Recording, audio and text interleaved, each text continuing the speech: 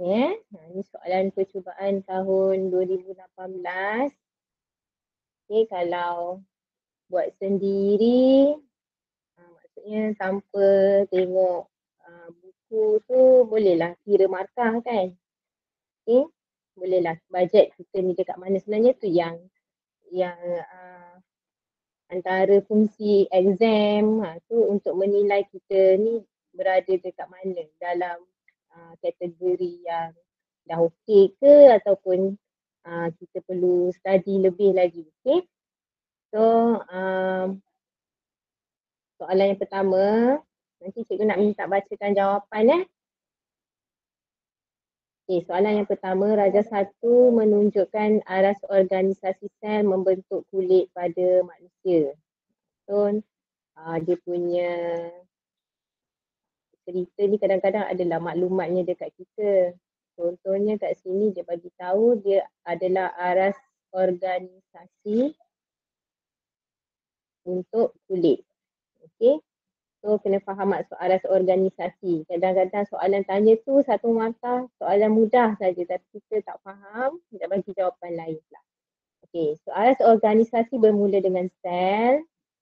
Dekat sini untuk struktur kulit dekat bawah ni kita ada 3 jenis sel, sel P, sel Q dan sel R. So sel P membentuk tisu P, tisu dan seterusnya organ.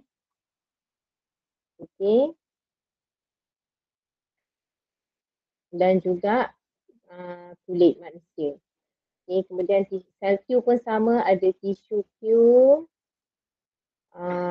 Lepas tisu sepatutnya organ. So organ kat sini dia bagi gambar salur darah. Ada tisu darah, ada kapilari darah. Dan R tu ialah sel R membentuk tisu R dan juga kedua-duanya tu dalam salur darah dan seterusnya membentuk sistem kulit. So namakan sel P, Q dan R. So apa jawapan untuk sel P? Siapa boleh bagi jawapan? Otot licin. Sel otot licin. P tu ialah sel otot licin. Jadi cikgu dah ajar sebelum ni. Kalau sel otot ada 3. Jadi ada 3 jenis. Jadi kena sebut atau kena tulislah perkataan licin tu sebab dia menunjukkan otot dekat organ. Kalau otot rangka, sel otot rangka. Jadi 3 benda yang ada dia benda yang berbeza. So kena spesifik sebut licin tu satu markah. Untuk Q ni. Q. Sel darah merah. Darah merah. Boleh terima sel darah merah satu markah. Ada lagi jawapan lain? Eritrosit. Eritrosit pun boleh terima satu markah. Kalau buat darah je tak boleh. Darah saja reject. Sel darah tu reject. Tu jawapan yang sebelum ni cikgu pernah jumpa dekat soalan ni lah kan. So kena spesifikkan sel darah merah dan eritrosit. Untuk R? Sel darah putih. R ialah sel darah putih. Boleh terima. Lagi satu? Leukosit. Leukosit. Leukosit. Bukan limfosit. Leukosit. Itu untuk jawapan TQR 3 markah. Yang seterusnya soalan B. Tisu Q dan tisu R adalah tisu-tisu yang berbeza. Terangkan mengapa. Tisu Q dan tisu R tu berbeza sebab apa? Siapa nak bacakan jawapan dekat sini? Saya nak panggil lah hari ni. Ini lagi yang baru masuk ni. Fatin Farisha. Ada ke tak ni Fatin? Ada cikgu. Jawapan satu. Saya jawab tisu Q mengangkut oksigen manakala tisu R mengandungi antibodi untuk melawan penyakit. So jawapan tu menyatakan fungsi tisu Q dan tisu R kan? Kalau ikut dekat sini boleh dapat dia satu markah. Dua-dua ayat tu satu markah untuk menyatakan fungsi dia yang berbeza. Tapi macam mana kita nak kata tisu tu berbeza. Perkataan beza tu. Siapa lain? Orang lain pula.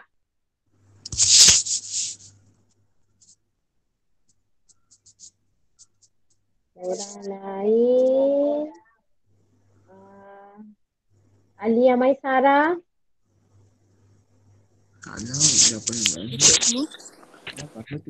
Jawapan saya sama dengan dia. Sama menyatakan fungsi. Okey. So dekat sini soalan tu soalan tu dia bagi dua jenis tisu dan tisu tu berbeza. Terangkan mengapa. Jadi kita kena tulis dari segi proses pembezaan dia. Berbeza sebab dia rupa dia berbeza kan. Macam mana rupa dia berbeza? Sebab dia dah melalui proses pembezaan. So dalam tajuk sel, tisu, organ ni, organisasi sel ni kita tahu yang sel tu jadi bermacam-macam jenis sel yang different bentuk tu melalui proses pembezaan. So P1 untuk P1 tu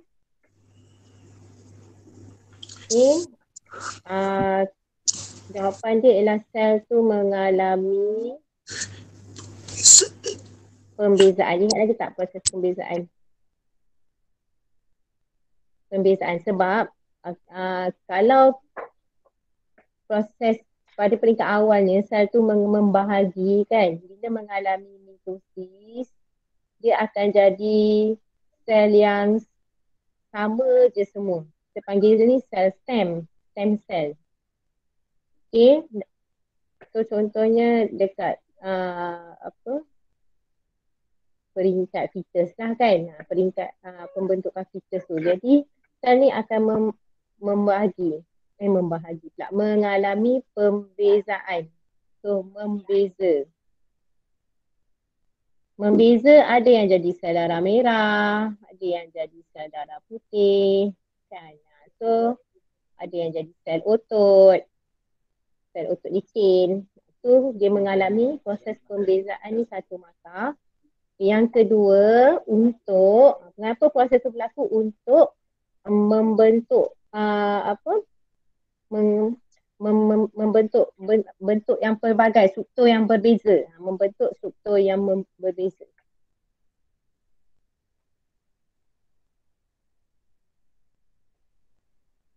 Bila mengalami pembezaan, dia bezakan dari segi struktur dia. Barulah kita cakap pasal fungsi dia untuk jalankan fungsi yang berbeza. Jadi kalau awak tulis fungsi sel tu, awak akan dapat P3 ni untuk kedua-dua fungsi sel tapi satu markah je. Macam tu. Faham tak? So untuk Q tadi mungkin tadi siapa Fatin jawab Q tu mengangkut oksigen, R tu untuk melawan patogen. So itu dapat P3 sahaja. Okay, boleh Okay, soalan C. Nyatakan aras organisasi sel bagi kulit. Senang je kan jawapan ni. Apa jawapan dia? Aras organisasi. Apa yang dimaksudkan dengan aras organisasi ni? Organ. Kulit tu ialah organ. So organ yang kadang-kadang ada buku kata organ yang paling besar ialah kulit. Ada yang kata organ paling besar tu ialah hati. So mungkin kulit ni sebab dia meliputi bahagian permukaan, so dia consider besar jugalah. Okay, so kulit ialah organ. Kemudian terangkan jawapan anda. Kenapa jawab organ? Akra? Ya, cikgu. Akra Alisa. Okay.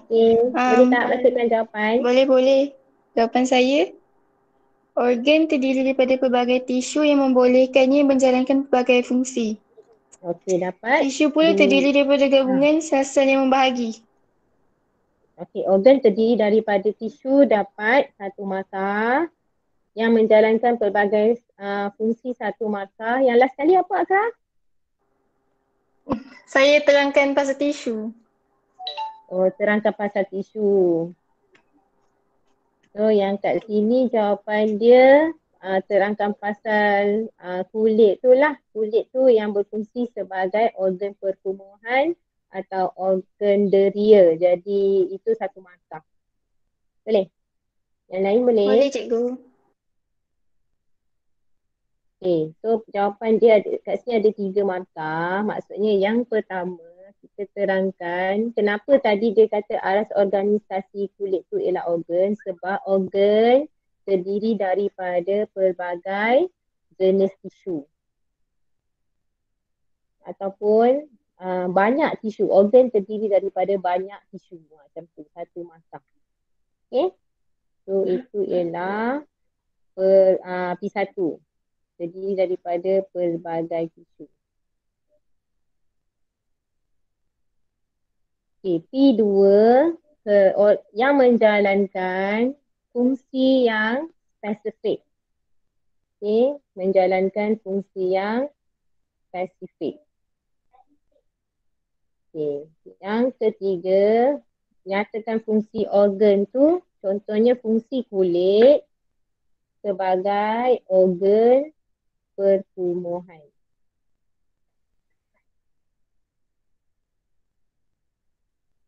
Okay, 3 markah. Okay, soalan D. Sel dalam tisu P adalah kekurangan mitokondrian. Terangkan bagaimana keadaan ini mempengaruhi fungsi otoerector. Okay, keadaan kekurangan mitokondria ni mempengaruhi fungsi otoerector ni. Ada pembetulan sepatutnya kat situ. Okay. Saya guna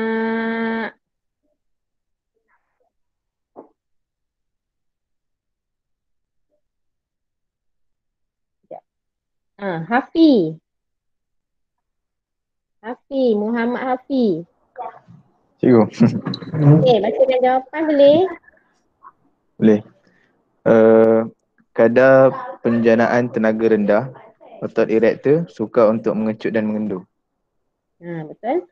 So, bila kurang mitokondria menyebabkan kurang tenaga, penjanaan tenaga atau kurang tenaga dihasilkan. Itu dapat P1 Okay. Okey, kemudian otot erector tidak boleh mengecut. Sebab otot ni kalau dia mengecut tu yang pakai tenaga, kalau mengendur tu dia tak pakai tenaga. Okey. So otot erector tidak boleh mengecut.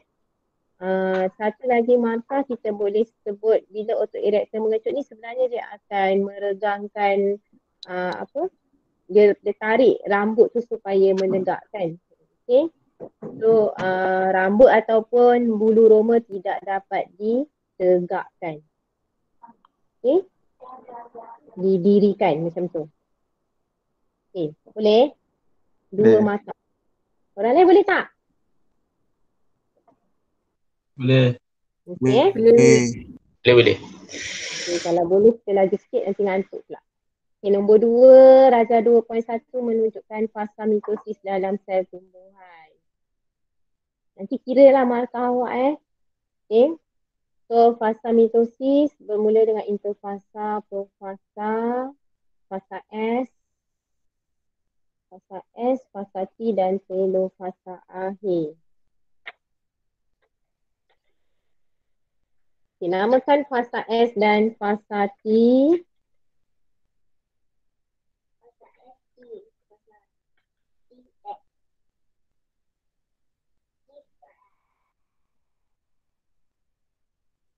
Fasa S dan fasa T. Akil El-Hadi. Boleh tak? Fasa S apa Akil? S metafasa. Metafasa S metafasa satu markah. T Anafasa. anafasa satu markah. Orang lain dapat jawapan kan? Kalau ada soalan, alamak Raudah tu. Kalau ada soalan, malu nak tanya, type lah nanti cikgu baca kat situ. Okey. Tapi tak payahlah malu kan. Nanti kita dah lah dalam keadaan macam ni. Malu lagi rugi awak. Okey, terangkan fungsi gentian gelendong semasa fasa S. Fungsi gentian gelendong semasa fasa S tadi, masa fasa metafasa. Cikgu nak jawapan dari Fahimatul. Ya cikgu. Soalan 2B saya jawab. Gentian gelendong menetapkan kromosom dengan kromatiknya tersusun di satah khatulistiwa dalam keadaan kromatik kembar masih terikat antara satu sama lain di sentroma. Gentian gelendong menetapkan kromosom di satah khatulistiwa. Okey, lagi satu. Dalam keadaan kromatik kembar masih terikat antara satu sama lain di sentroma. Okey, maksudnya itu keadaan kromosom lain. Okay. So, kita tengok jawapannya dekat sini. Fungsi gentian gelendong tu melekat pada sentromere pada setiap kromosom. So, gentian gelendong melekat pada sentromer ni boleh dapat untuk jawapan Fahimah tu tadi, menetapkan gentian gelendong pada kalau sebut pada sentromer tadi bolehlah dapat. Okay. Lepas tu kromosom akan disusun di satah khatulistiwa. Tu fungsi dia. Maka kena ada dua kan. Maksudnya Fahimah tu tadi dapat satu saja. Dia bukan nak bentuk kromosom tu dalam bentuk kromatik berkembang. Okay. Dia bukan nak kita cakap kromosom tu dalam bentuk kromatik berkembang, tapi dia nak kita sebut fungsi kromosom tu. Yang pertama, fungsi gentian gelendong, dia melekat pada sentromer, dan yang satu markah, yang satu lagi kromosom disusun di satah khatulistiwa. Tu dapat markah yang kedua. Okay.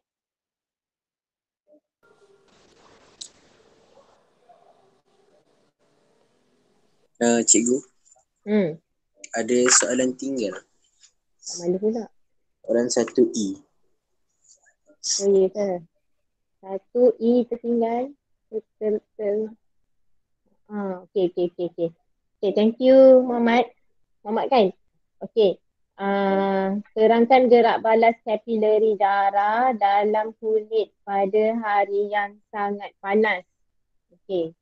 Pada hari yang sangat panas, apakah yang kapilari darah ni buat? Okay, so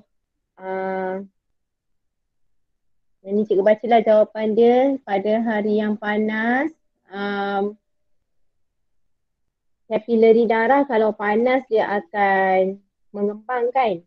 Okay, kapilari darah akan mengalami vasodilation, mengembang. So dia akan menjadi lebih dekat dengan kulit. Okey, bukti satu, kapilari darah mengembang.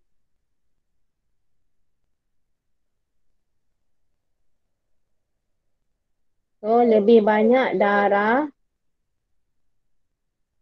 akan melalui bawah kulit. Lebih banyak darah melalui bawah kulit sebab kapilari darah ni memang banyak dekat bawah kulit. Okay, yang ketiga, haba, lebih banyak haba. Kadang-kadang soalan macam ni kita kena benda ni, lebih banyak ni yang dicari dalam kita punya jawapan. Haba ni lebih banyak haba.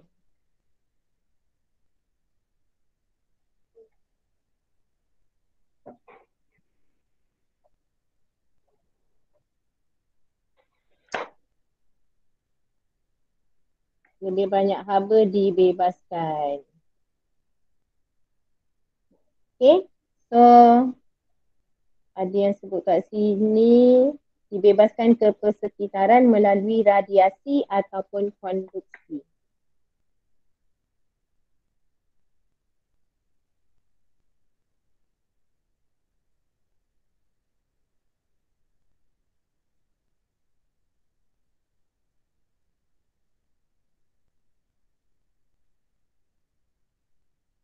Okay, so 2 markah lah.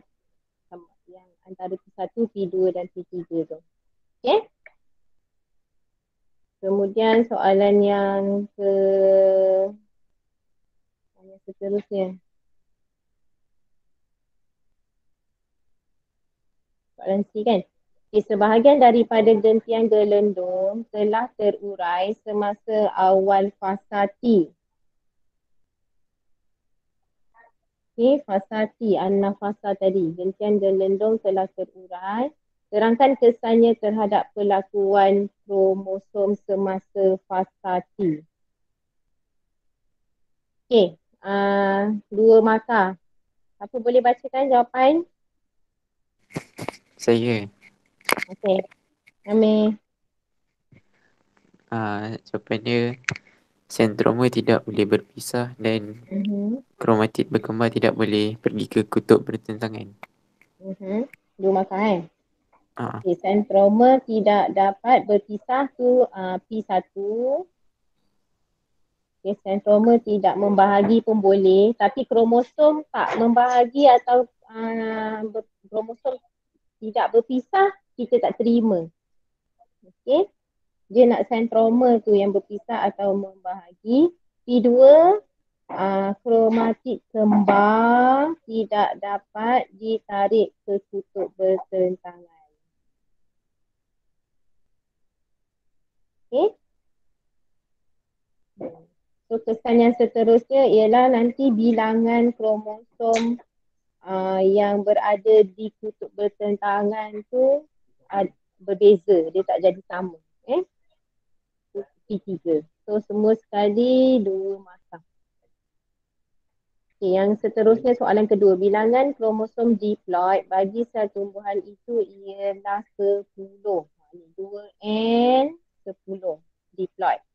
Berdasarkan C1, ramalkan bilangan kromosom di dalam salah satu nukleus yang terbentuk semasa telofasa. Okey. Ramalkan bilangan kromosom. Hamizan?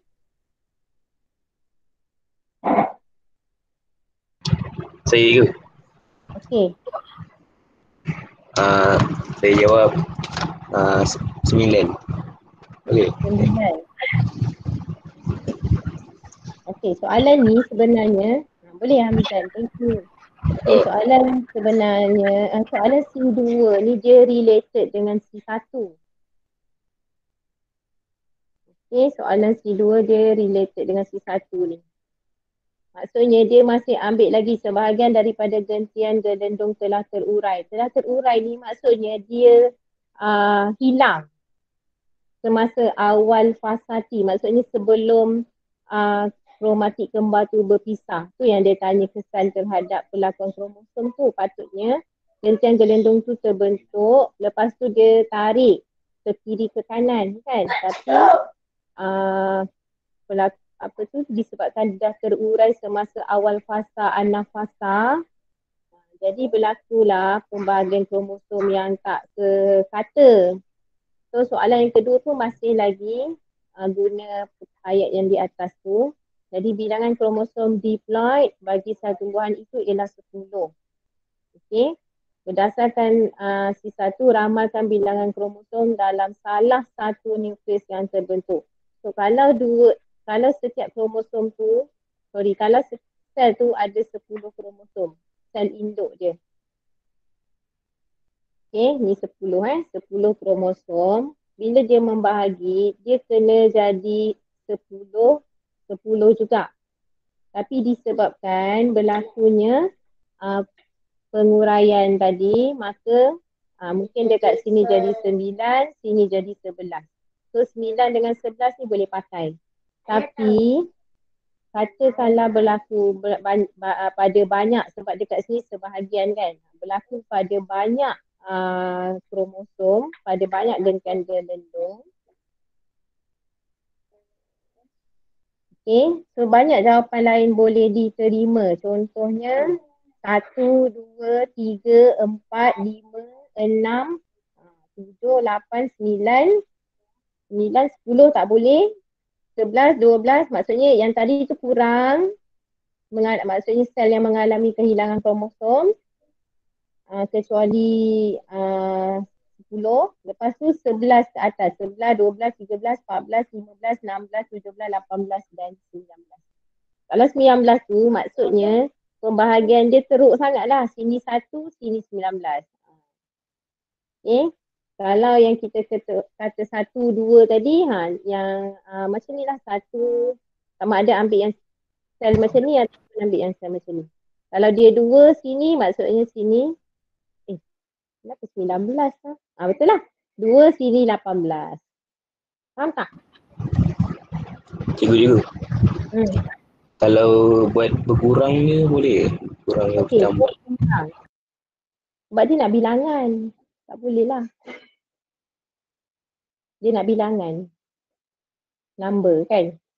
Okay. Berkurang dengan tu tak boleh. Alright. 1 markah. Ada lagi soalan lain nak tanya? Ada siapa-siapa lagi nak tanya? Okay. Kalau tak ada kita pergi ke soalan yang seterusnya. Okay.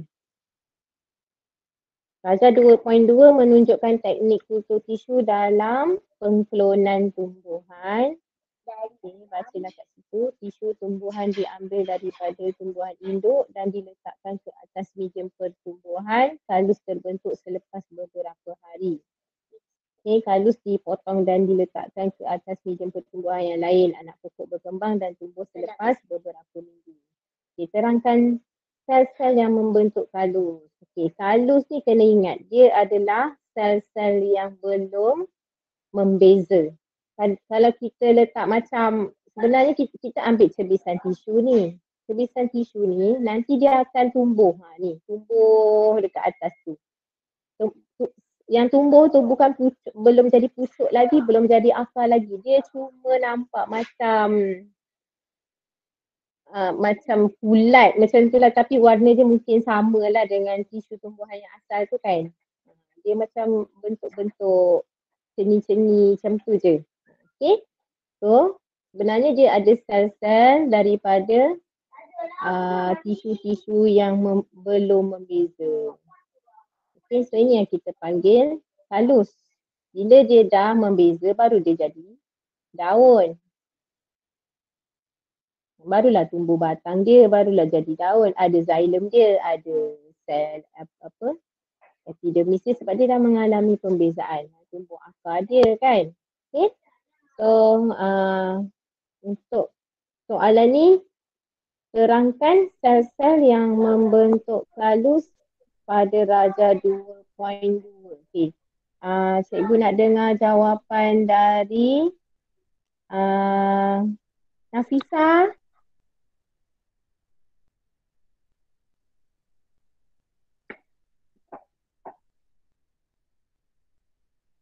Nafisa, boleh tak? Ada masalah tak? Ada cikgu. Okey. Jawapan saya, sel tisu membahagi secara mitosis untuk membentuk sekumpulan tisu yang belum membeza iaitu kalus. Sel tisu atau sel atau tisu lah tu, bukan sel tisu. Sel atau tisu membahagi secara mitosis satu masa. Membentuk tisu atau sel yang belum membeza satu masa. Itu ialah kalus. Betul lah kita dua masa. Soalan yang seterusnya. Nyatakan kepentingan pengklonan tumbuhan. Kepentingan kita hasilkan klon banyak-banyak. Tu apa kepentingan dia? Jawapan Nashita. Cikgu. Nashita bacakan jawapan boleh? Jawapan saya menghasilkan anak pokok yang sama dengan pokok induk. Menghasilkan anak pokok yang sama. Boleh dapat satu markah lagi. Lagi satu. Dan sama mempunyai ciri baik. Mempunyai ciri baik yang samalah, bukan ciri baik yang lebih baik lagi tak. Dia mengekalkan ciri baik pokok induk atau pokok induk tu. Itu satu markah. Okey. Yang lain pun sama kan? Kalau yang pertama kita boleh sebut dari segi pengklonan ni hasilkan pokok yang banyak. Biasanya kita sebut pokok yang banyak dalam masa yang singkat.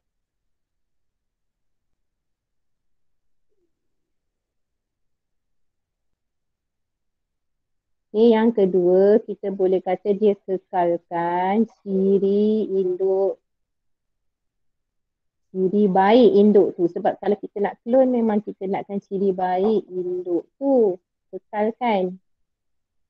Tapi kalau nak cakap dari segi penyakit, bukannya kita dia punya pokok klon ni mempunyai rintangan penyakit yang lebih tinggi, tak. Rintangan penyakit yang sama sahaja. Tu untuk penyakit ya. So hati-hati masa nak tulis sebab penyakit tu bukan mempunyai daya rintangan terhadap penyakit yang lebih baik, tak.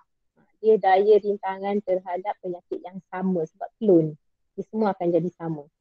Dalam eksperimen yang lain, kalus dan anak pokok telah didedahkan kepada sinaran gamma selama beberapa jam.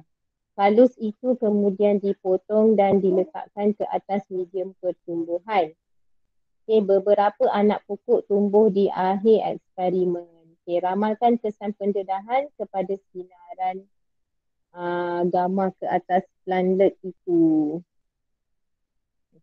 Sinaran gamma ni kita belajar dia kalau dalam bab mitosis tu dia boleh menyebabkan penyakit, betul tak? So kat sini cikgu nak dengar jawapan Alwan. Ni Alwan. Alwan pula. Jawapan saya, sinar gamma akan mengubah gen DNA yang mengawal pembahagian sel yang memusnahkan pembahagian sel yang memusnahkan DNA. Kalus dan sel tidak dapat melakukan mitosis. Okey, betul. So yang pertama, kalau dalam bab ni memang kita belajar sinaran gamma ni bahaya. Dia boleh ubah DNA atau ubah gen yang menyebabkan kanser tu lah. So kalus tu kalau dekat sama ada kanser ataupun dekat sini kalus tu tidak dapat menjalani mitosis ataupun dia mengalami uncontrolled mitosis.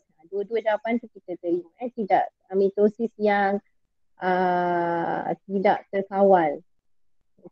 Dan kemudian kalus tadi ataupun anak pokok tadi tidak dapat menghasilkan pucuk dan akar. Tidak dapat berkembang menghasilkan pucuk dan akar. Boleh tak tu? Yang lain? Boleh. Boleh. Dua markah soalan yang ketiga. X, Y dan Z dalam rajah 3.1 adalah 3 jenis interaksi antara organisma hidup. So, X tu ialah antara, kat sini macam ada kesilapan sekejap. X tu adalah antara akar pokok ke kacang. Legume ni ke kacang. Di mana dia punya akar dia mengandungi Rhizobium species. Rhizobium ni ialah sejenis bakteria. Alah.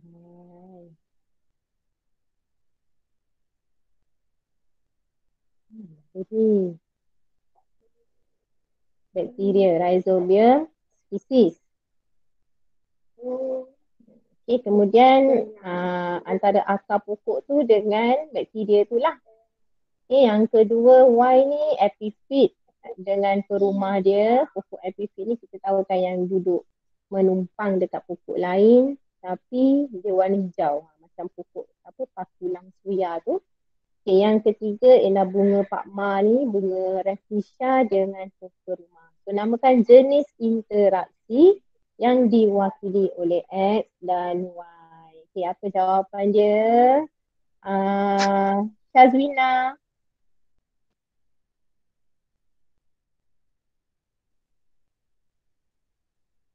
Syazwina. Ya. Okay, apa jawapan soalan tu? X mutualism, Y commensalism. Okay, X mutualism, Y commensalism. Okay, macam mana kita nak bezakan X dengan Y? Okay, untuk mutualism, okay, mutual kan, selalu kita dengar perkataan mutual. Mutual ni macam kalau tak silap cikgu dia simbiosis lah. Okay, jenis simbiosis iaitu kedua-dua dapat keuntungan. Macam akar pokok ni, akar pokok legume ni dia dapat untung dari segi apa? Apa tahu? Apa keuntungan yang diperolehi oleh akar pokok? Nitrat. Dia dapat nitrat. Dia dapat sebatian nitrat daripada rhizobium tadi. Okay? Sebab rhizobium akan serap nitrogen dari udara dan tukarkan dia kepada amonium, kepada maksudnya nitrat ni sebenarnya ialah bahan untuk membina protein kacang tu, nitrogen. Kan protein ada nitrogen, so nitrogen membina nitrat. Nitrat tu dalam protein kacang yang dimakan tu lah. Okay, manakala rhizobium species atau bakteria ni dia dapat tempat tinggal dia lah. Dia ada rumah tu sebagai tempat tinggal dia. So X ialah mutualism. Okay, manakala Y. Y ni pula commensalism, iaitu commensalism ni ialah satu dapat keuntungan, satu tu tak dapat apa-apa, tak rugi dan tak untung. So pokok besar ni dia tak rugi dan tak untung, tak ada apa-apa.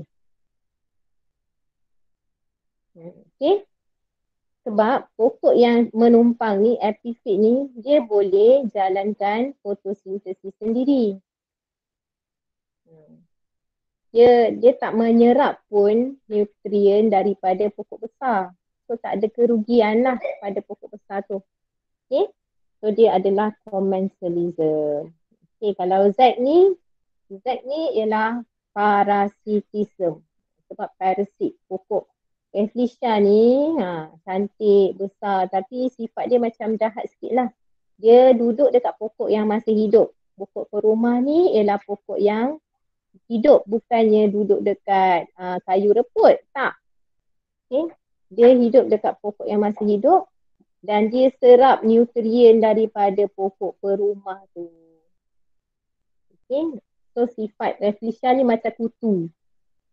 Kutu kat kepala tu. Kan, dia serap nutrien daripada perumah. So dia adalah parasit. Okay, terangkan interaksi yang diwakili oleh X mutualisme. Cikgu dah bagi jawapan dah tadi. So X tu yang pertama, kedua-dua rhizobium dan pokok legium tadi mendapat keuntungan satu mata. Okey. Kedua-duanya untung. P2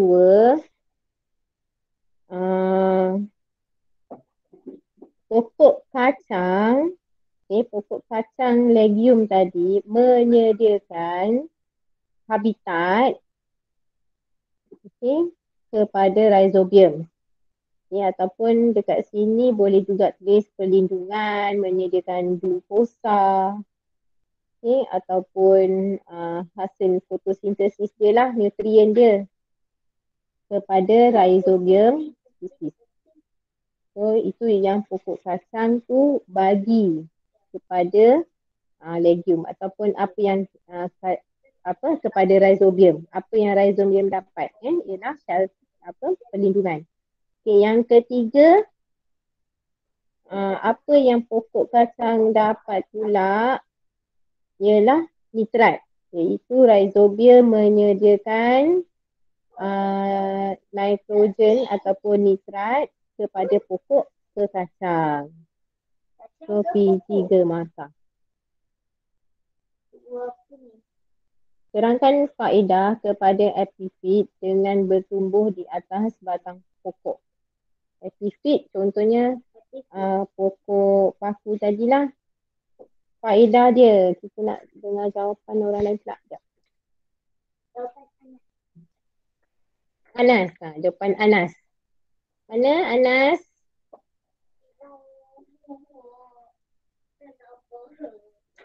Anas ada tak? Ada. Anas. Anas kat rumah cikgu ni dia request jawapan Anas.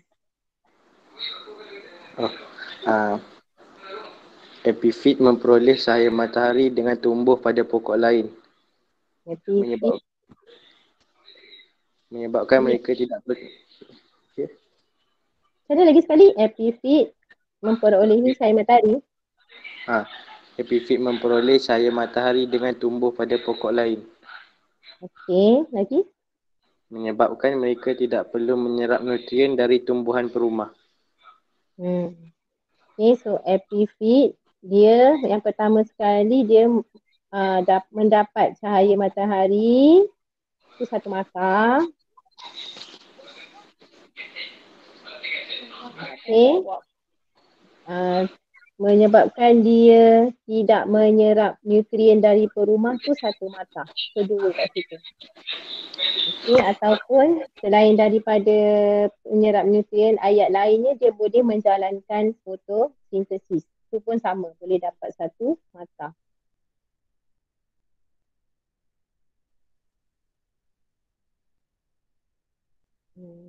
Okay, ada juga jawapan lain kat sini.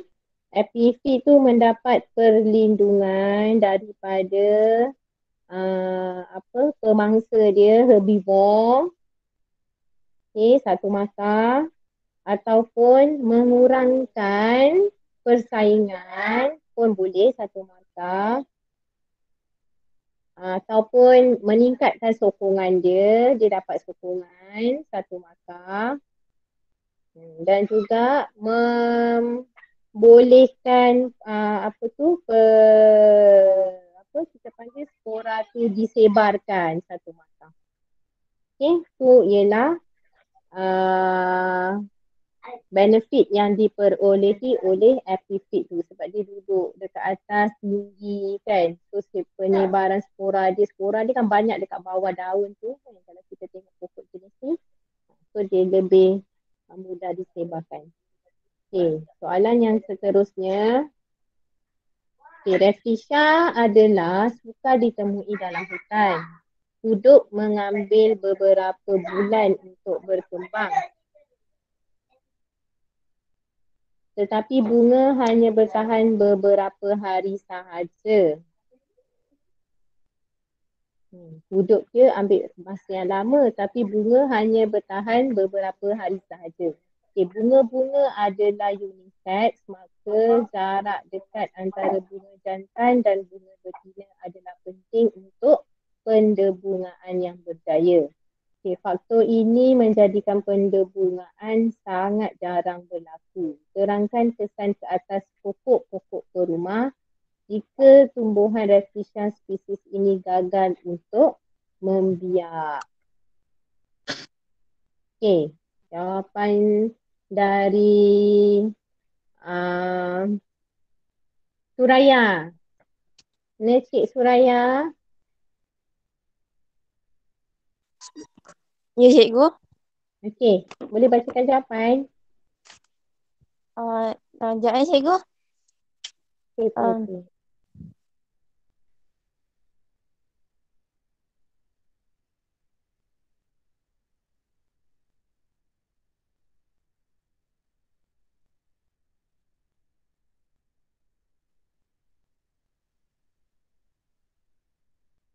Kenapa Suraya?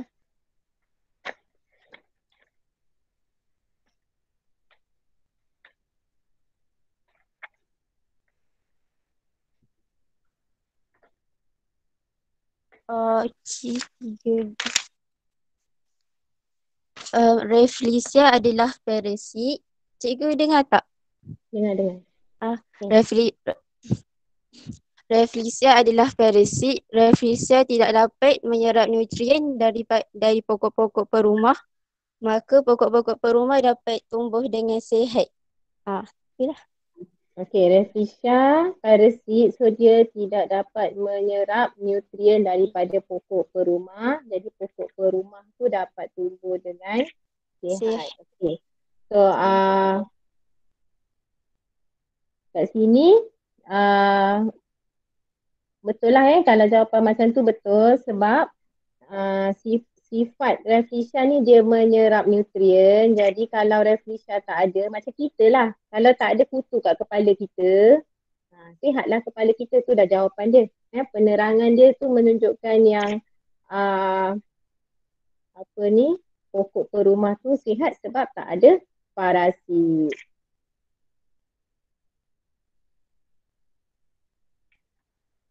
Okey, so kat sini dua mata. Perumah tidak mengalami kerugian, tidak terancam, dapat tumbuh sihat satu mata. Perumah mendapat nutrien yang cukup satu masa. Ibu rasa kat sini ada banyak contoh ayat lain lah yang boleh diterima. So awak tengoklah pada jawapan awak, kalau menerangkan tentang yang perumah tu tak mengalami rugi apa-apa, tu boleh dapat mata.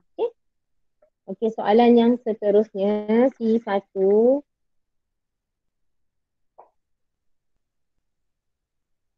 Siapa yang pakai nama Yuna?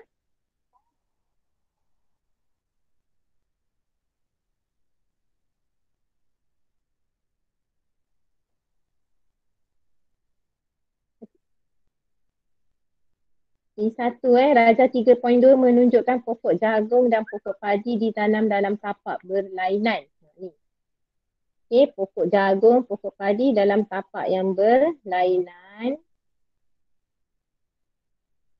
Pokok jagung dalam plot M, pokok padi dalam plot N. Okay, Raja 3.3 menunjukkan lengkuk-lengkuk pertumbuhan bagi pokok jagung yang ditanam dalam plot M. Plot M. Okay. Dan pokok padi yang ditanam dalam plot N. Bekalan nutrien dan air adalah mencukupi bagi kedua-dua jenis tumbuhan. Okay, terangkan mengapa ketinggian pokok padi dan pokok jagung adalah berbeza. Okay, so soalan ni dua maka cikgu nak panggil ni tadi. Siapa dia yang pakai nama Yuna?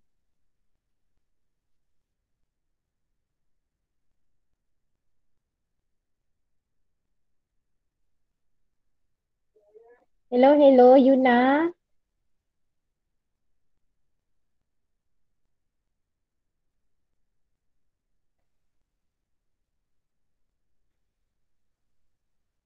Hilang dah Yuna ni.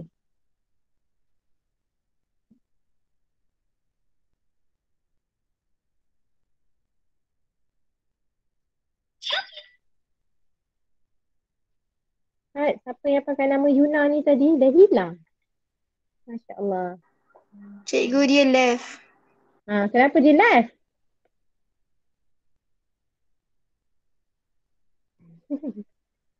Yelah, orang lain pula ganti. Syara boleh tak? Syara Iwani.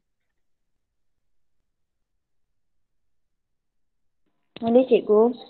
Okey. Terima kasih. Yang 3C2 kan? Ke satu saja? C1.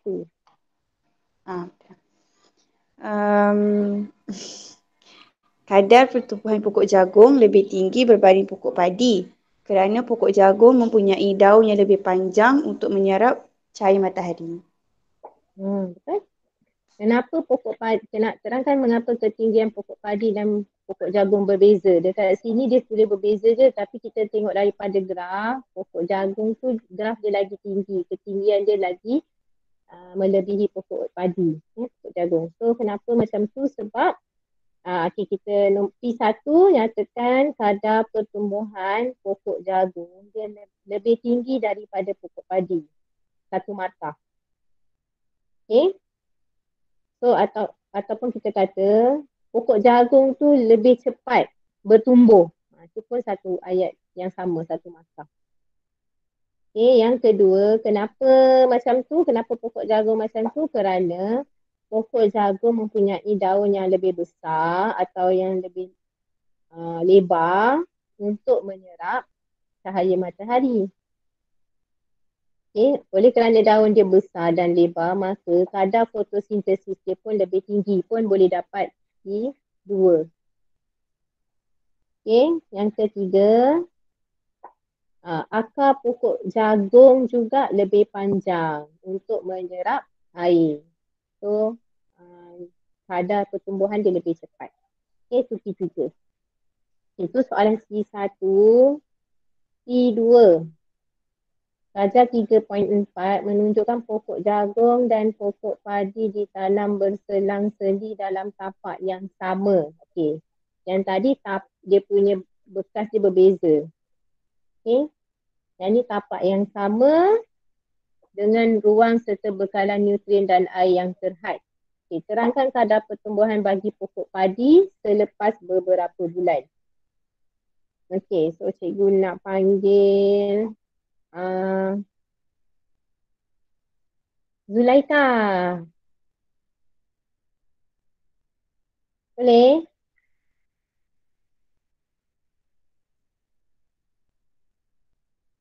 Mana Zulaika?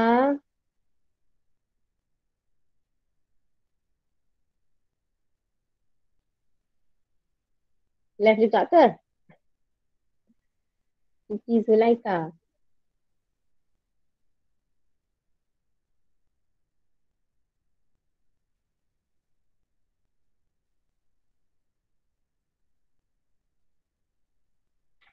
Boleh tak Zulaika? Ada suara tak? Ada masalah ke? Tak dengar. Zulaika, kita tak dengar.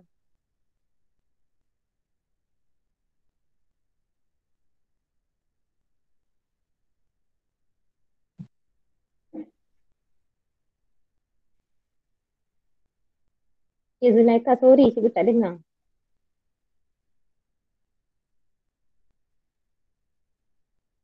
Cikgu tukar Cikgu nak panggil Sofia. Sofia, sihat ke? Sihat cikgu. Alhamdulillah. Okay, Sofia boleh baca jawapan? Sofia sempat buat tak?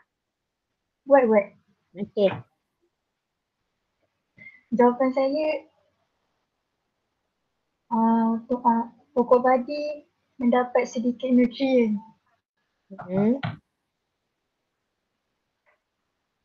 Mendapat sedikit nutrien. Boleh? Itu dapat P2. Lagi? Itu je cikgu. Okey, dapat P2 je. Satu markah je tu Sofia. Kenapa dia dapat sedikit nutrien? Okey, bila kita tengok antara, kalau keluarlah soalan pokok padi dengan pokok jagung ke, paramecium ke, so ada topik yang kita belajar dekat situ tentang persaingan. Okay. Persaingan ada dua jenis. Yang kalau persaingan yang sama spesies kita panggil intra-spesifik, competition, persaingan intra-spesies.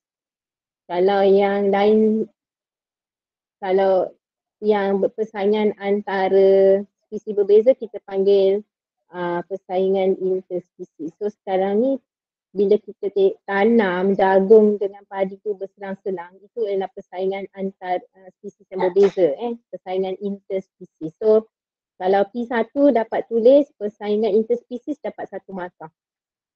Okay, soalan ni awak tulis pokok jagung dengan pokok padi mengalami persaingan interspesies. Menamakan persaingan tu, tak kisahlah ayat macam mana pun, dapat 1 markah. Okay. So dalam persaingan interspesies ni, pokok padi akan mendapat kurang nutrien. Sebab sifat-sifat dia tadilah, akar dia pendek, cahaya matahari pun kurang. So pokok padi akan dapat nutrien yang kurang berbanding pokok jagung. Okay. P3 menyebabkan pertumbuhan pokok padi terbantut. Jadi kita tak bolehlah tanam pokok padi selang-selang dengan pokok jagung yang besar tu. Okay, boleh faham tak yang lain? Boleh. Boleh. Boleh.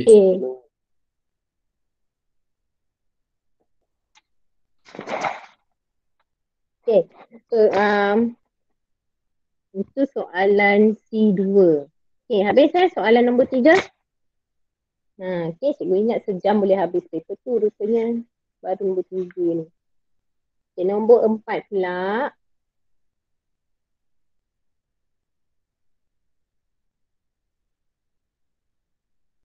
Zulaika ni ada ke tak ada ni?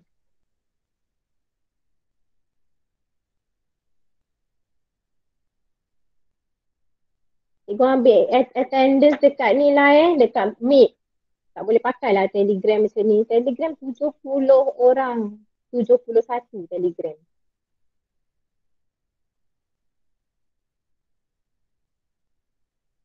So, siapa yang dapat jawab soalan cikgu, dapat keluar suara tu memang terbukti dia hadir lah kan. Alright. Okay, soalan yang seterusnya. Kesian juga orang yang memang adalah kesian juga yang ada masalah ni. Tapi PM cikgu lah kalau siapa-siapa yang problem tu. Okey, Raja 4.1 menunjukkan 2 eksperimen mengkaji gerak balas tumbuhan. Anak pokok P diletakkan dalam kotak dan didedahkan kepada sumber cahaya dari kanan. Okey, anak pokok Q diletakkan dalam kotak gelap tanpa sumber cahaya. Okey. Gerak balas anak pokok P, cahaya dia dari sebelah kanan. Anak pokok Q diletakkan kotak gelap tanpa sumber cahaya. Okay. So namakan gerak balas yang ditunjukkan oleh pucuk anak pokok P dan anak pokok Q. Okay, pucuk dia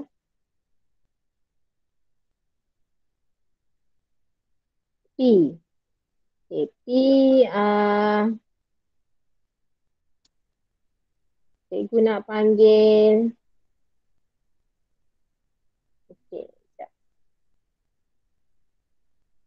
Ayuni. Apa jawapan?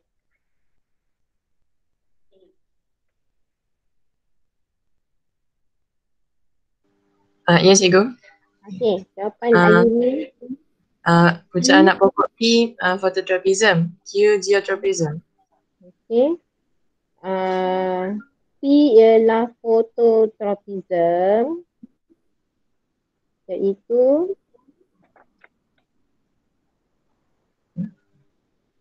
P ialah phototropism lah sebab dia respon kepada gerak balas pada cahaya, kehadiran cahaya dari sebelah kanan.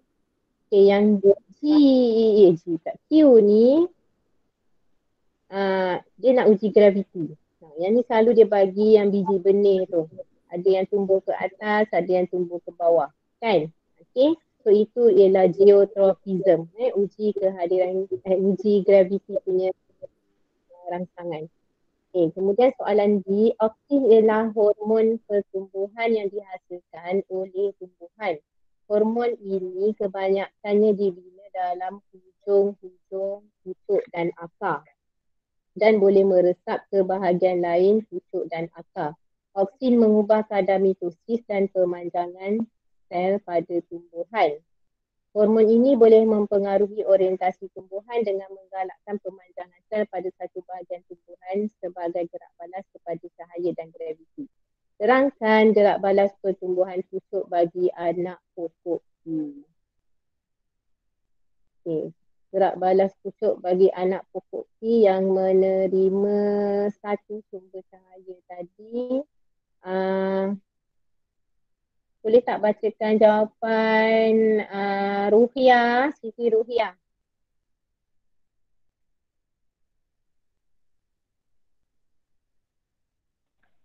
Ya, cikgu. Okey. Tolong bacakan jawapan Jawapan dia, auksin bergerak menjauhi cahaya dan berkumpul di kawasan yang teduh. Sel bahagian teduh memanjang. Sel bahagian teduh memanjang dengan lebih cepat dari sebelah yang cerah. Lepas tu yang ketiga, koleoptil bengkok dan tumbuh ke arah cahaya. Okey, so 3 markah. Ayat pertama tadi, oksin terkumpul dekat bahagian yang lebih teduh, menjauhi cahaya kan? Itu dapat P2. Okey, kemudian sel bahagian teduh mengalami kadar pemanjangan yang lebih cepat, itu P3. Dan P1 iaitu koleoptil tu akan tumbuh menghala ke arah cahaya. Okey, orang lain pun terus cek jawapan masing-masing. Okey, dalam soalan ni ada beberapa kesalahan yang banyak pelajar buat. Contohnya, ada pelajar buat pucuk tumbuhan ataupun koleoptil bergerak ke arah cahaya. Okey, perkataan bergerak ke arah cahaya tu salah, reject. Sebab ada perkataan bergerak. Dia tak bergerak, dia tumbuh. Atau dia boleh disebutkan membengkok sahaja, dia tak bergerak. Jadi perkataan bergerak tak boleh diterima. Satu lagi, dalam jawapan ni, dalam soalan ni juga, seingat cikgu memang dia nakkan sel tu punya pemanjangan sel, bukan pemanjangan pucuk. Sebab oksin tu dia penting untuk pemanjangan sel. So highlight ataupun gariskan pemanjangan sel dan make sure kalau jawab soalan macam ni kena merangsang pemanjangan sel tu kena tulis. Oksin merangsang pemanjangan sel.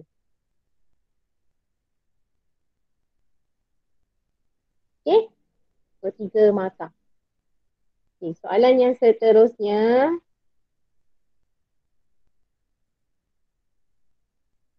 Kesan oksin ke atas akar anak pokok Q adalah berbeza berbanding kesan ke atas bahagian pucuk. Terangkan perbezaan ini. Okay, berbeza. Terangkan perbezaan antara kesan oksin ke atas akar dengan pucuk. Okay, so jawapan please. Razwan.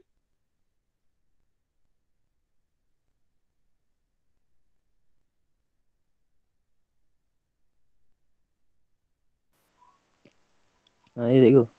Okey, Razwan, bacakan jawapan boleh? Pada pucuk, oksin pemanjangan sel. Manakala pada akar, oksin merencatkan pemanjangan sel. Okey, Razwan tulis jawapan dalam bentuk macam mana? Ayat. Okey, tulis dalam bentuk ayat. Jangan buat dalam bentuk jadual. Okay, tak boleh buat soalan struktur ni, tak boleh buat jadual. Okay, yang pertama, dalam bahagian pucuk oksin tu merangsang pemanjangan sel. Okey, dekat akar? Merencat pemanjangan sel. Merencat pemanjangan sel. Okey, boleh 1 markah. Itu baru 1 markah. Okey, lagi? Lagi satu, pada pucuk mengalami geotropisma negatif. Manakala pada akar mengalami geotropisma positif. Geotropisma positif. Okey, boleh? positif Geotropisma positif, kalau pucuk geotropisma negatif. Okay, 2 markah. Okay, thank you Razwan. Okay, ada lagi jawapan lain tak? Orang lain pula. Umur ada jawapan tak lain? Ya cikgu, jawapan saya lebih kurang je. Sama, okey? Bolehlah. Kalau sama tak apalah. Okey. Ada satu jawapan ni dia sebut tentang sel dekat bahagian pucuk yang menghadap cahaya. Okey. Akan mengalami pertumbuhan atau pemanjangan yang melebihi daripada apa ni? Takut salah ni.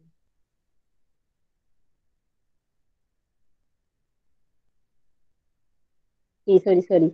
Sel ini tanda Q kan. So, sel yang bahagian bawah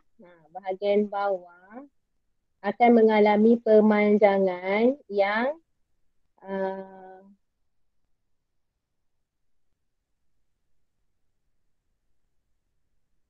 melebihi untuk pucuk melebihi daripada bahagian atas. Sebab tu pucuk tu dia bengkok ke atas. Yang bawah tu lagi panjang. Dia jadi macam ni kan pada biji benih tu. Sebab bawah ni lebih besar. So kita bezakan dari segi tu lah. Mana ini untuk pucuk. Untuk pucuk. Kalau yang akar dia macam ni, sebab sel yang bahagian bawah akan mengalami kadar pertumbuhan yang kurang berbanding dengan bahagian atas ni. Okay, so ini untuk akar. Okay, itu untuk soalan yang kedua. B2, B3. Terangkan kepentingan gerak balas yang ditunjukkan oleh anak pokok Q. Apa kepentingan gerak balas anak pokok Q, geotropisma tadi? Kepentingan dia, Syarah Aisyah.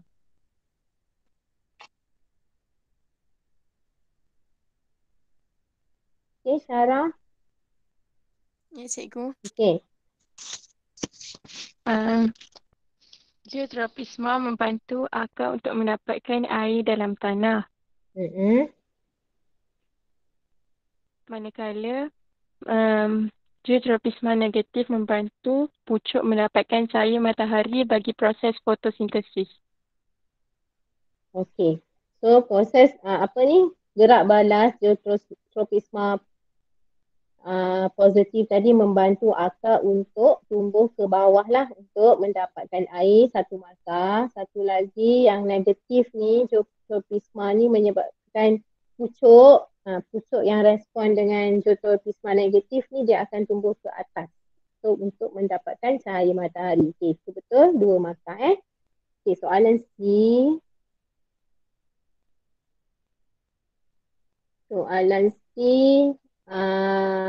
Oksin digunakan secara meluas dalam penghasilan buah-buahan tanpa biji. Fenomena ini ditunjukkan dalam rajah 4.2. Okey, terangkan proses penghasilan buah tanpa biji yang ditunjukkan dalam rajah 4.2. Okey, cikgu nak panggil Afdal.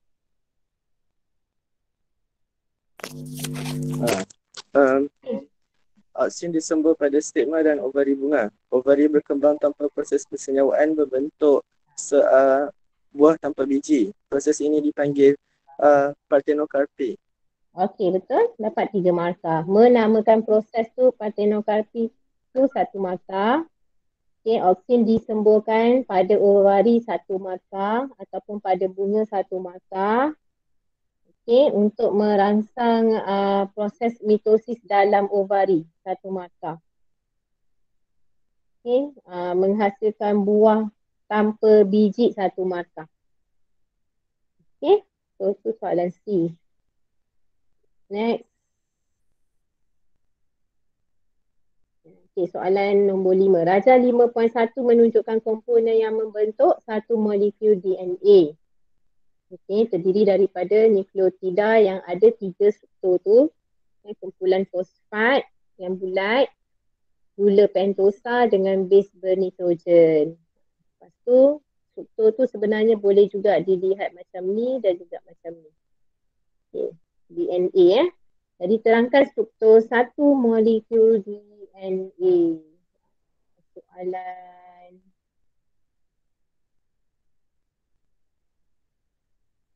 Cikgu nak panggil. Sekejap.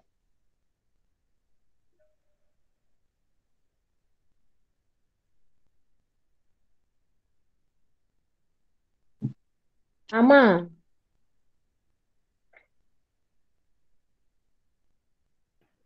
Ya, cikgu. Okey, Ama baca jawapan Ama. Struktur satu molekul DNA membentuk struktur helix ganda 2 dengan antiparalel. Okey, boleh? Itu je? Ya, cikgu. Okey, maksudnya struktur DNA terdiri daripada helix ganda 2 tu boleh satu markah. Yang antiparallel tu maksudnya apa? Tidak selari kan? Yang tidak selari satu markah. Sebenarnya dia terdiri daripada, jawapan penuh dia terdiri daripada dua rantaian dua rantaian polinukleotida yang panjang lah. Okay, dua rantaian polinukleotida satu markah yang disambungkan atau yang dihubungkan oleh base yang berpasangan. Dua tu dia melekat dekat base tu dan dia pula tidak selari. Jadi satu base tu satu menghala ke atas, satu menghala ke bawah, tidak selari. Jadi sebab tu dia berpintal membentuk struktur helix ganda 2. Okey, tu struktur DNA kita. Tu kena ingatlah kod keluar essay tu soalan macam tu. Okey. Bahagian yang manakah pada struktur DNA membentuk kod genetik yang penting dalam menentukan penghasilan satu enzim dalam sel? Terangkan jawapan anda. Okey, bahagian manakah yang membentuk kod genetiknya? Arina.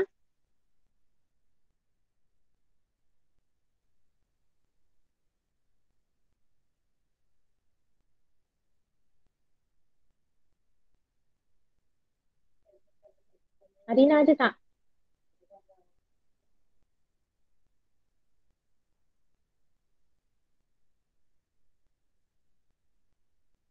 Arina tak boleh kot hari tu Silap lah cikgu tak ingat. Okay, tukar. Tukar kepada Fatin Nur Nadira.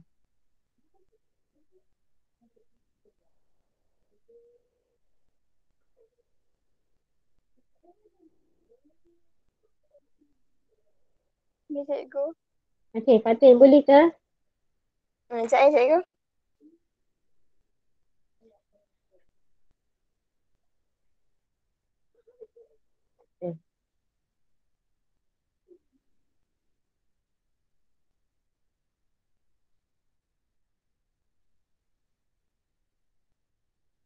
Fatin, buat apa Fatin? Cikgu. Urutan 3 base tertentu akan membentuk kod genetik. Okey, urutan 3 base tertentu akan membentuk kod genetik bagi membina asid amino. Okey. So urutan 3 base tu satu markah. Membentuk kod genetik tu ada dalam soalan kot. Kan? Tak ada markah tu. Okey. Satu lagi bagi menghasilkan asid amino. Okey, itu satu markah. Okey. So penerangan untuk struktur DNA yang membentuk kod genetik ni ialah pada pasangan base tu. A mesti berpasangan dengan T, C mesti berpasangan dengan G kan. Tapi dia bukanlah kod tu kod genetik tu ikut pasangan ni. Dia baca ke bawah macam ni. Okay, so sekurang-kurangnya 3 base dah dapat 1 acid amino. Kalau 4 pun boleh lah maksudnya. Okay, so tapi DNA ada pasangan base. Tapi kalau RNA dia ada separuh sahaja. Dia salin yang sebelah sini je. Tu kita panggil proses transkripsi.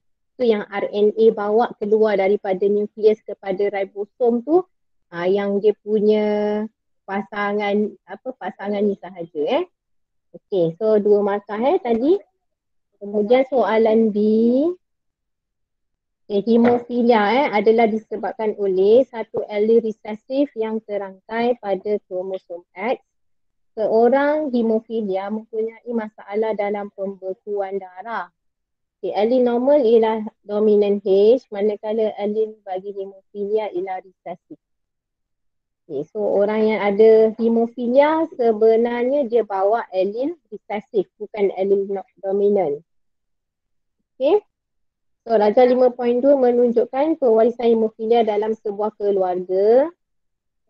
Lelaki, perempuan, lelaki normal dengan perempuan normal berkahwin.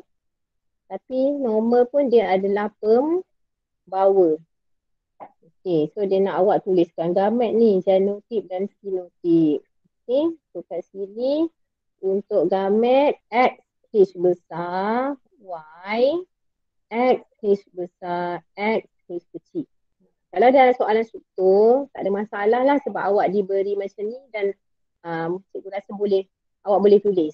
Tapi kalau dalam soalan esei, kena ingat 3 jenis penyakit. Hemofilia, buta warna ataupun distrofi otot kan.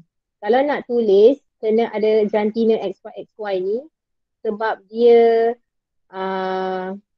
adalah terangkai seks. Okey. Terangkan mengapa kedua-dua suami dan isteri adalah trait normal dan tidak menghidap hemofilia. Okey, soalan 1. Okay, cikgu nak panggil Irfan. Irfan Faika. Ya, cikgu. Okey, jawabkan soalan tu. Jawapan saya, kedua-dua ibu bapa membawa allele dominan H. Okey, betul, 1 markah. Allele dominan H membawa fenotip normal. Okey, boleh, 1 markah. Last sekali, allele resesif hanya ditunjukkan dalam bentuk homozygote H kecil. Ni maksudnya kita nak sebut yang sepatutnya lah kita sebut allele orang yang mendapat hemofilia ni dia akan dapat allele H kecil. Okey, so 2 markah je lah kat situ. Okey, soalan B2. Dalam Darjah 5.2, lengkapkan allele dalam gamet-gamet dalam bulatan dan tuliskan genotip yang mungkin bagi anak pada ruangan yang disediakan. Lengkapkan allele dalam gamet. Okey, gamet dah. Tuliskan genotip dan fenotip lah. Okey, kalau yang ini dengan yang ini dapat X, H besar, X, H besar. Yang ini dengan yang ini dapat X, H besar, X, H kecil. Ini dengan yang ini dapat X, H besar, Y. Ini X, H kecil, Y. Y ni. Okay. Genotip dia sekarang yang ini ialah perempuan normal.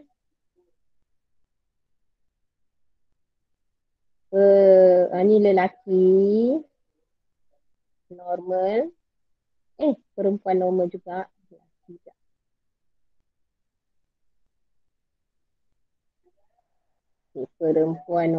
perempuan carrier lah, lebih tepat lagi perempuan carrier. Yang ini antara lelaki hemofilia, kan? Satu lagi, last sekali. Alah, dah pening dah cikgu ni. X besar Y. So, lelaki normal. Lelaki normal.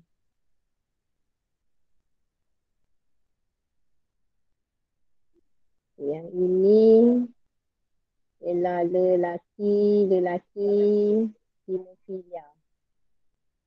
Okay, terangkan mengapa kedua-dua suami. Sorry.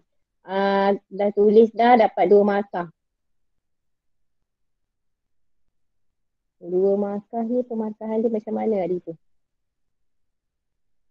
Pemarkahan dia ialah pada gamet dan genotip. Pada gamet dan genotip dia. Sini dengan sini. Okay. So, nyatakan kebarangkalian anak pertama pasangan ini ialah anak lelaki hemofilia. Kebarangkalian anak pertama pasangan ini adalah anak lelaki hemofilia. Okay, Muhammad. Macam mana kebarangkalian? Kebarangkalian dia ialah 1/4 sama dengan 25%.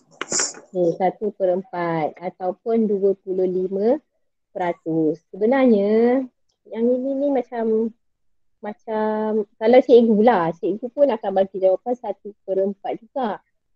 Sebab cikgu akan tengok walaupun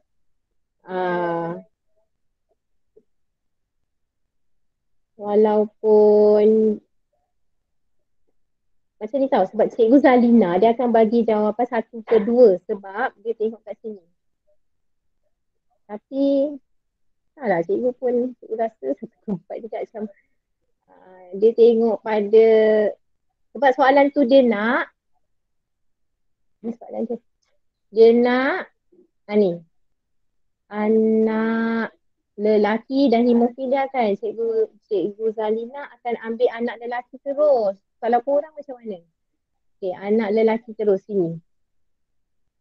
Anak lelaki terus tu tinggal 1/2 je lah. Tapi kalau cikgu pula kena kisahkan jantina juga sebab yang keluar tu tak pasti lagi lelaki perempuan, kan? Dia tetap ada 1/2. Ke 1/2 kali 1/2 dapat berapa? 1/4 jugalah dah. So kita ikut jawapan ni lah 1/4 25%. Consider sekali, setiap kelahiran tu akan consider semua. Okay. So, anak lelaki yang hemofilia merancang untuk berkahwin, cadangkan isteri yang terbaik untuk dipilih supaya semua anak yang lahir tidak mewarisi trait hemofilia. Cadangkan isteri yang terbaik untuk dipilih. Okey. Boleh cadangkan tak? Arif Safwan.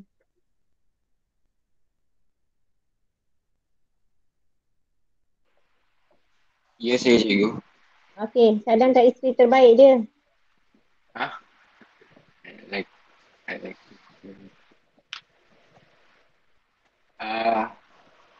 Anak yang terbaik, cadangkan isteri yang terbaik untuk dipilih supaya semua anak yang lahir tidak mewarisi trait hemofilia. Tentang jawapan dah. Tak apa, cikgu. Hello, tak dapat. Tak pasti saya nak terangkan. Anak lelaki yang hemofilia. Anak lelaki yang hemofilia. Maksudnya dia XY lelaki tapi dia hemofilia. Nak berkahwin. So dia nak anak dia tu supaya semua anak yang lahir tidak mewarisi trait hemofilia. Dia kena kahwin dengan perempuan yang macam mana? Perempuan yang H dominan je. So Mempunyai H dominant. perempuan yang nombor 1 tu sebutlah perempuan yang mempunyai genotip X, H besar, X, H besar. Okay. Ialah perempuan normal yang mempunyai genotip homozygot dominant untuk hemofilia. Itu jawapan dia. Satu markah baru yang tu. Okay, isteri yang terbaik ialah perempuan yang mempunyai homozygot dominant. Homozygot dua-dua sama dominant untuk hemofilia. Okay. Lepas tu barulah terangkan lagi 2 markah. Okay, lagi penerangan dia ialah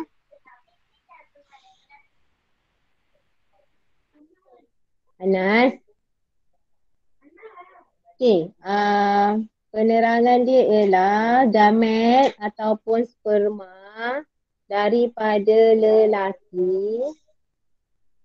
Okay, daripada lelaki. 50% daripada sperma tersebut akan membawa recessive gene ni.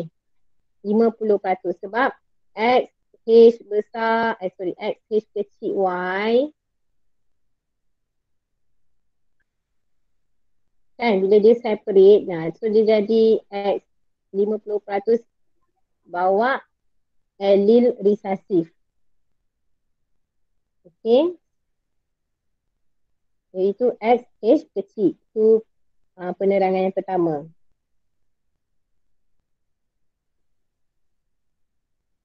Okay, gamet yang dihasilkan oleh wanita pula akan mempunyai 100% allele dominant.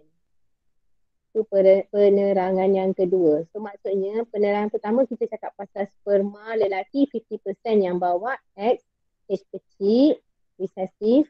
Manakala penerangan yang kedua kita kata 100% perempuan tadi akan bawa allele dominant. Okay. So bila persenyawaan berlaku, kita dapati bila dua-dua ovum dengan sperma tadi dah bergabung, dia akan dapat 100% anak dia akan dilahirkan normal. Okay? Sebab ciri resesif tu telah dikalahkan oleh ciri dominan tadi. Okay, ada lagi? Okay, so kita dah masuk soalan esei. Jadi habislah soalan struktur. Okay, soalan struktur. Jadi untuk soalan esei, cikgu akan minta awak salin. Yang hari tu salin ke tak? Dah salin ke belum? Salin. Cikgu nak minta awak share nanti. Macam mana? Cikgu nak minta awak. Cikgu tak tahulah korang ni buat kerja ke tidak ni. Kan? Tapi harapnya buat kerja lah sebab sekarang ni korang dah jauh dah dengan cikgu. Tak boleh nak monitor. Korang kena jaga diri sendiri. Kalau meleka-leka, ambil kesempatan, nanti tahulah akibat dia bukan dekat cikgu tapi dekat diri sendiri. So kena. Kadang kita fikir yang positifnya sekarang ni, masa tu sangat banyak Allah bagi kat kita. Kan? Tapi janganlah fikir kata kita kat SPM ke apa tak. Allah bagi masa kat kita banyak. So gunakan sebaiknya untuk awak baiki diri awak. Kalau boleh dapat straight A+. Jangan tidur, jangan bangun lambat, jangan kat online kelas, jangan banyak alasan. Nanti kan Allah tu dia tengok je kan. So gunakan masa sebaik-baiknya. Kalau cikgu suruh salin tu salin lah. Buat semampu yang boleh. Boleh tak? Ini ramai yang tak online ni. Boleh cikgu. Boleh. Aku takut ada yang klik kat Telegram je. Klik Telegram je tapi tak ada pun dalam meeting, dalam meet kan. So masing-masing kena jaga diri tau. Cikgu send esei nanti ya. Okay. Belajar elok. Esok ada kelas tapi esok ikut jadual baru. lambat sikit ke? Pukul berapa? 11 ke? Esok ada kelas, esok start jadual yang baru Okey cikgu. Okey, cikgu. Okay. So boleh hantar PDF, boleh Okay. hantar. Siapa yang buat esei sendiri nak minta cikgu semak, insyaAllah boleh. Okey. Okay, cubalah. Okay. Okay, so kita jumpa lagi, kita tutup majlis kita dengan tasbih kafarah dan suratul An.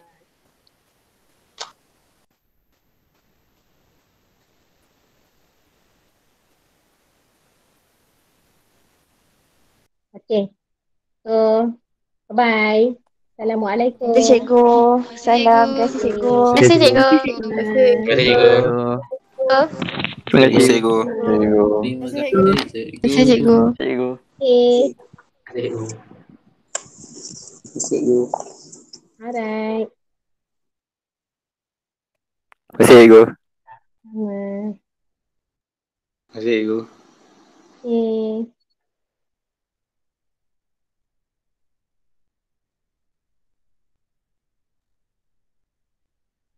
Terima kasih cikgu. Sama.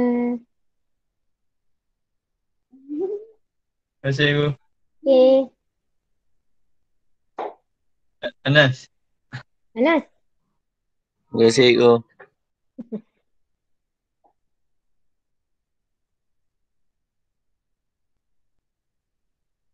Bye Hafiz. Baik cikgu.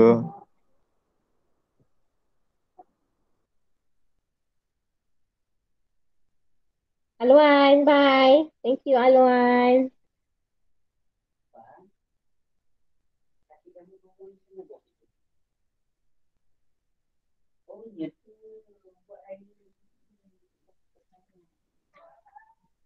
Okay, cikgu live. Bye.